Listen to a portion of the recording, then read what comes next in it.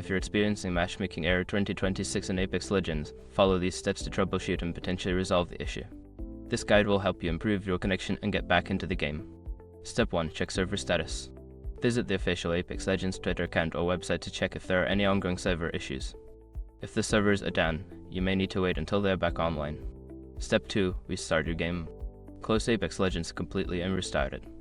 This can help refresh your connection to the servers and may resolve temporary glitches causing the error. Step 3. Verify game files. If you're playing on PC, use the game launcher or Origin of Steam to verify the integrity of the game files.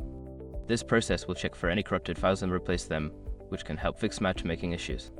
Step 4. Adjust network settings. Ensure your network settings are optimized. Consider using a wired connection instead of Wi-Fi for a more stable connection. Additionally, check your router settings and restart your modem to refresh your internet connection. Step 5. Reinstall the game. If none of the previous steps work, you may need to uninstall and then reinstall Apex Legends. This can resolve deeper issues with the game installation that could be causing the matchmaking error. By following these steps, you should be able to address the matchmaking error and enjoy a smoother gaming experience. If the problem persists, consider reaching out to TA support for further assistance.